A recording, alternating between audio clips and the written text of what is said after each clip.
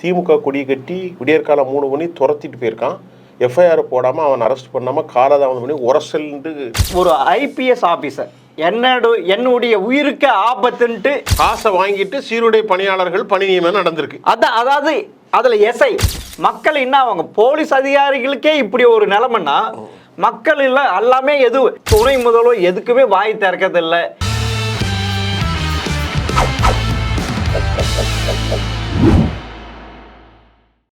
GeM TV நேயர்களுக்கு வணக்கம். அரசியல் ஆடுகள பகுதி மூத்த பத்திரிகையாளர் சுபியான் சாரி அவர்கள் சந்திப்பவர்கள். வணக்கம் சார். சார் வணக்கம். சொல்லுங்கள் சார், என்ன சார் விஷயங்கள் எப்படி போயிட்டுருக்கு நாட்டில்? என்ன சார், தமிழ்நாடு அரசுக்கு காலம் குறைய குறைய குறைய ஆட்சியின் மீதான அதிருப்தி அதிகமாயிட்டே வருது. அதிருப்தி ஒரு துறைன்னா பரவாயில்ல சார். இல்லை, அரசாங்க ஊழியர்கிட்ட ஒரு பக்கம் ஆசிரியர்கள் போராட்டம், ஒரு பக்கம் டிரான்ஸ்போர்ட் போராட்டம், ஒரு பக்கம் மருத்துவர் போராட்டம், இன்னொரு பக்கம் மின்சார வாரிய போராட்டம், எல்லாம் போராட்டம்.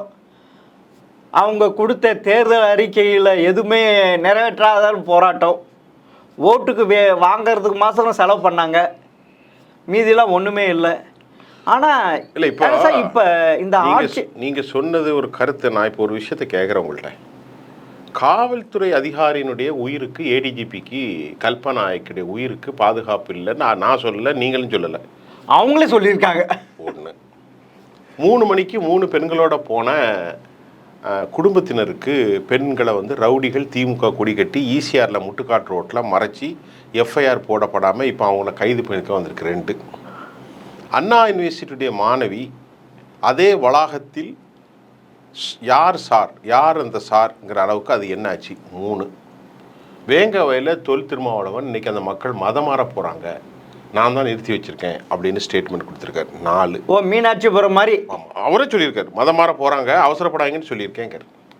ஆக இப்படி ஒரு அரசாங்கத்தின் சொல்லிட்டு மட்டும் இல்லாமல் திமுகவுக்கு எதிராக அவசர கதியில் திமுக யாரை காப்பாற்றுவதற்கு சிபிசிஐடி போலீஸ் நீதிமன்றத்தில் அறிக்கை தாக்கல் செய்தார்கள் என்ற கேள்வியை திமுக எழுப்பி காசாவை போன்று, சிரியாவை போன்று, பலஸ்தீனத்தை அதாவது லெபனானை போன்ற ஒரு பஃபர் சோனை ஏற்படுத்தி யாரும் உள்ளே போக முடியல. வேங்க வயலில் இறந்து போன மூதாட்டியுடைய உயிருக்கு உடலை கூட அடைக்க முடியல. திமுக அரசுக்கு கடும் எச்சரிக்கை. வேங்க வயல் மட்டுமா, பரந்தூர் அது அப்ப என்ன? இப்ப இந்த அரசாங்கத்தினுடைய இலக்கணங்கள் என்ன, எப்படி பாக்குறீங்க? நானே இப்ப கேள்வி உங்கள்கிட்ட கேட்கறேன், நீங்க சொல்லுங்க. நீங்க ஒரு பத்திரிகையாளர். இல்ல, குறிப்பா காவல்துறை எல்லை மீறி போயிட்டு இருக்கா?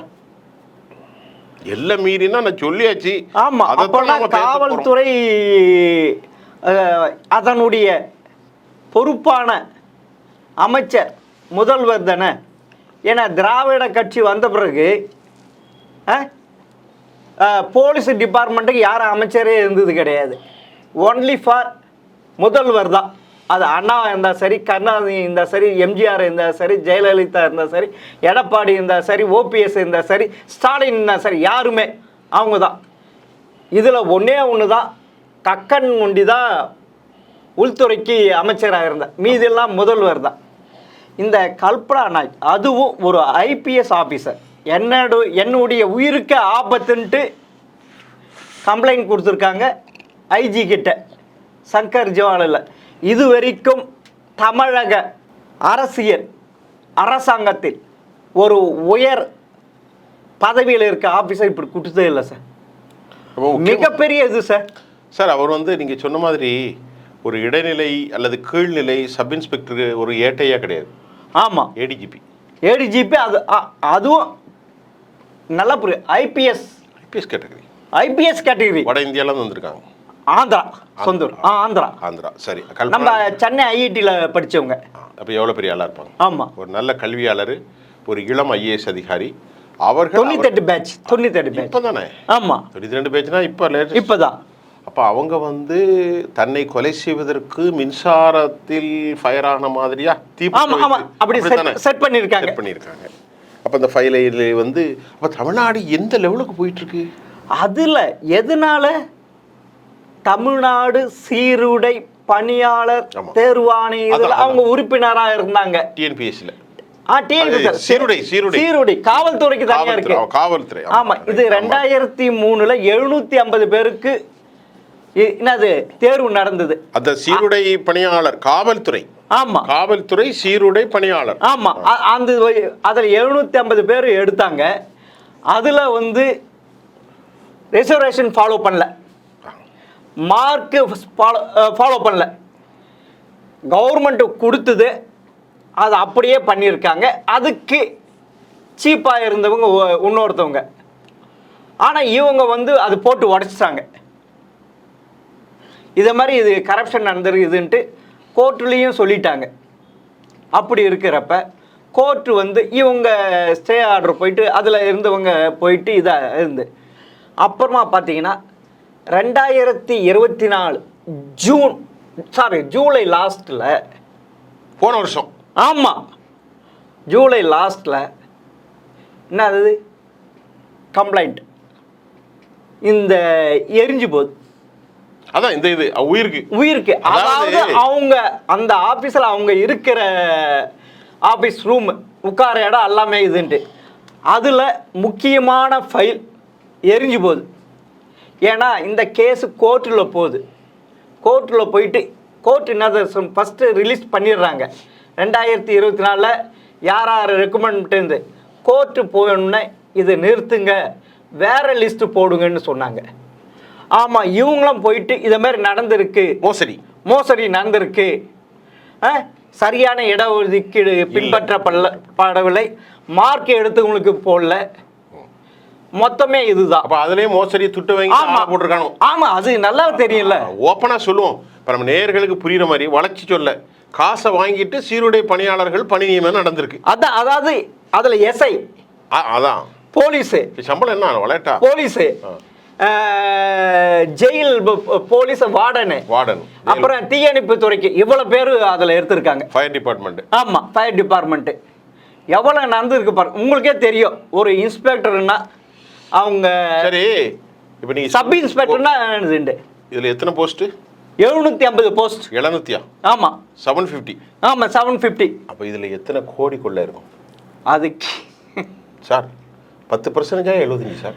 ஒரு ஆளுக்கு நான் 500 ரூபாய் வாங்கியிருப்பான். இல்லை, 750 பேருக்கும் காசு வாங்கியிருப்பானுங்க தெரியல சார். 10% வைங்க சார். நான் 750ல் 10% எவ்வளோ சார்? 75. ஒரு ஆளுக்கு 10 லட்சம் வாங்கியிருந்தா என்ன கணக்கு? எனக்கு வந்து சப் இன்ஸ்பெக்டருக்கு வாங்கியிருப்பாங்க. போலீஸுக்கு கான்ஸ்டபிளுக்கு எவ்வளோ? அது கம்மியாக தான் இருக்கும். 3 லட்சம் 4 லட்சம் 5 லட்சம் 5 லட்சம் இது போன சார். நீங்கள் சொன்னால் நம்ப மாட்டீங்க சார். மாநகராட்சி தூய்மை பணியாளர் பெர்மனண்ட் ஆங்கிறதுக்கு 2 லட்சம் 3 லட்சம் கேட்டிருக்காங்க. இங்கே தான் நடந்துச்சு.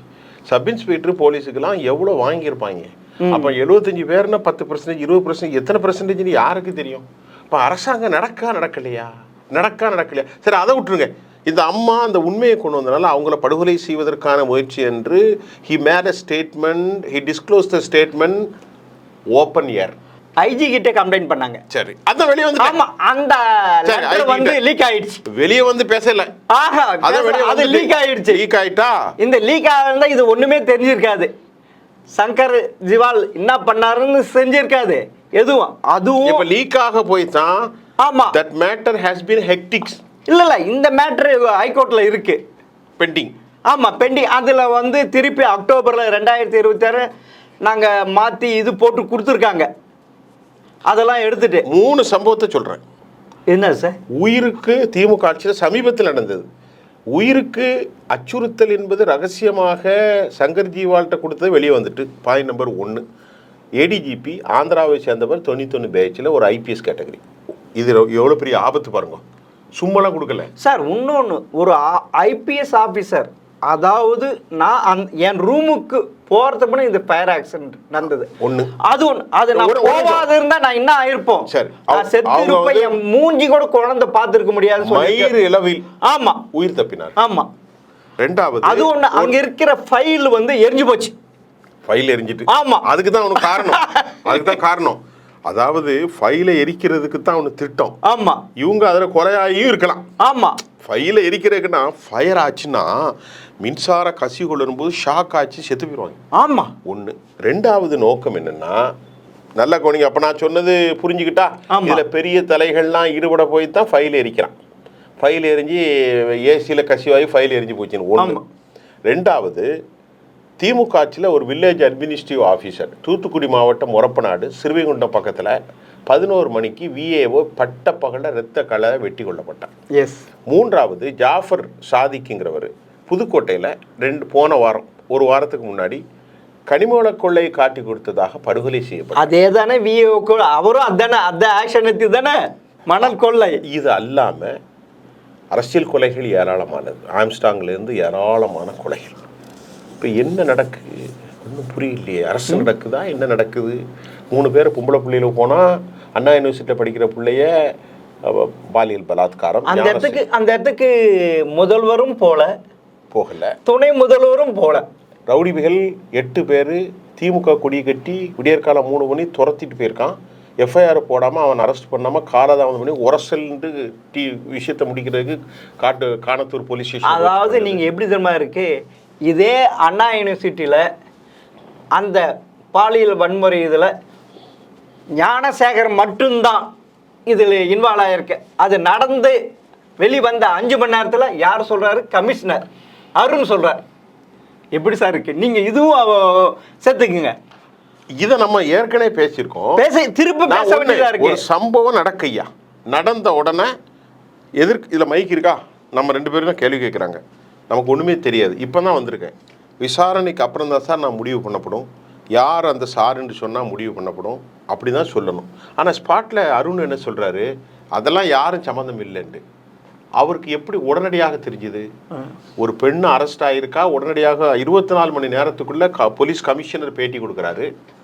அந்த பேட்டியில் வேற யாரும் இல்லைன்னு எப்படி அவர் ஊர்ஜிதமாக சொன்னார்? சார் இதுலேயும் இன்னொன்று சேர்த்துக்கணும். அவங்க கொடுத்த கம்ப்ளைண்ட்டு லீக் ஆச்சு.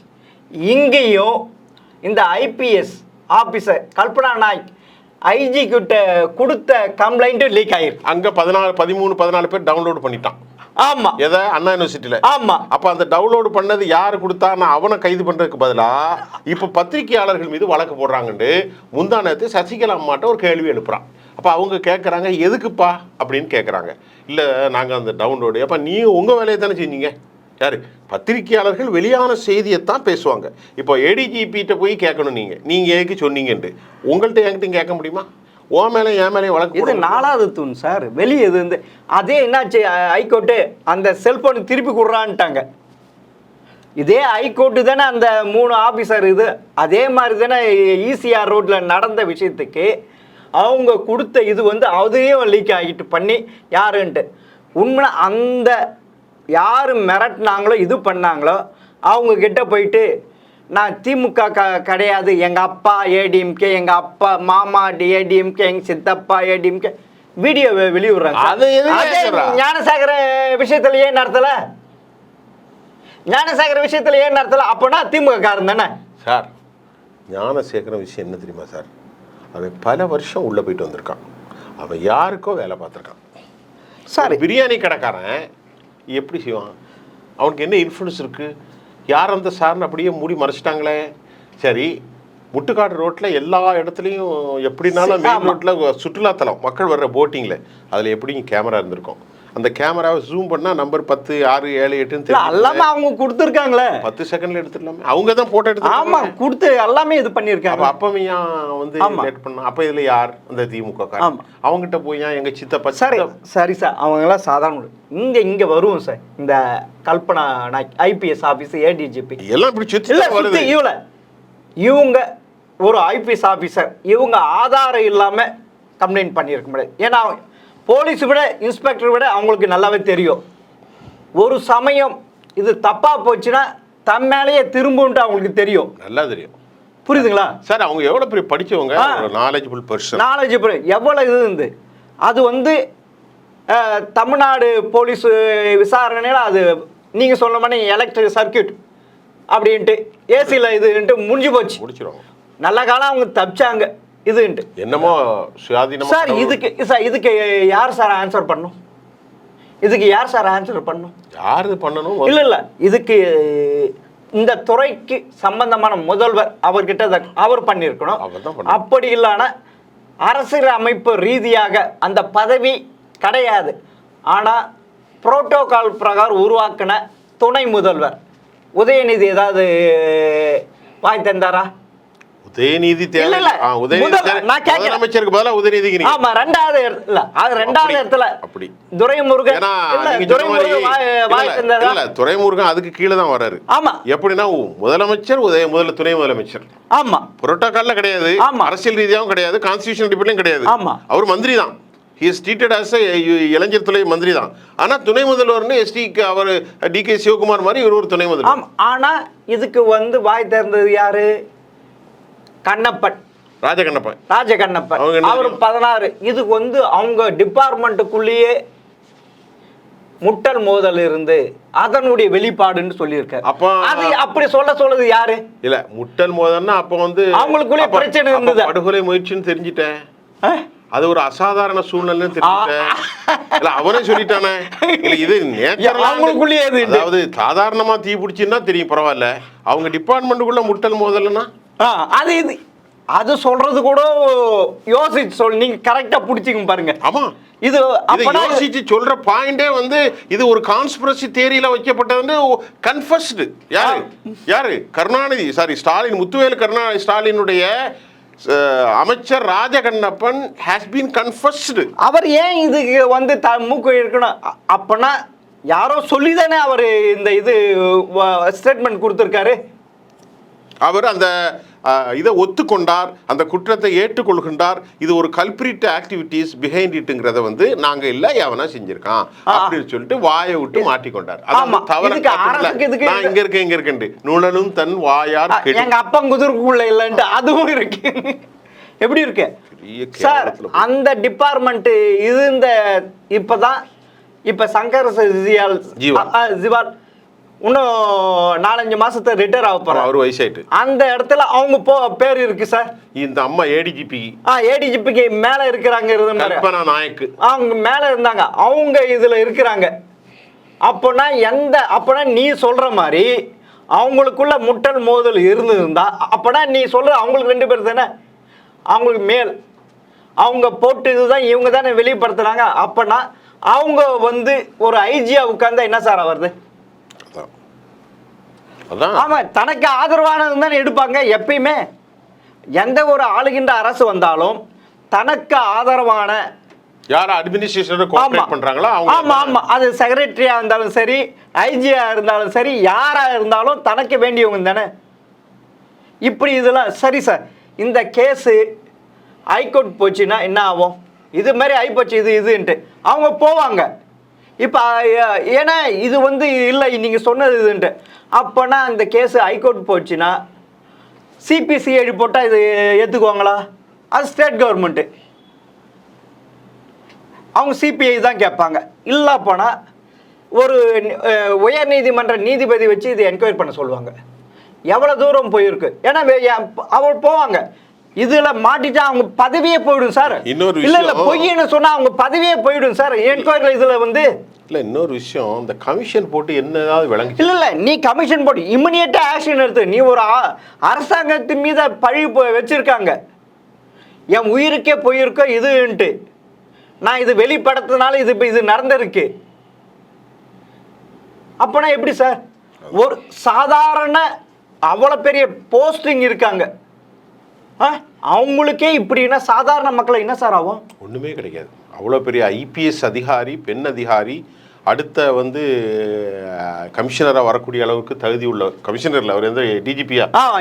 டிஜிபிக்கு வர அவருக்கே இந்த கதினா உசிலம்பட்டியிலையும் பாடசாலையிலையும் தருமபுரியிலையும் கிருஷ்ணகிரியிலையும் நடக்கக்கூடிய ஒரு கிராமத்தில் நடந்த பாலியல் பலாத்காரத்துக்கு என்ன கிடைக்கும்? எதுவுமே கிடைக்காது. வாழைத்தோட்டத்தில் வெட்டி போட்டு போயிடுறான் கண்டமா.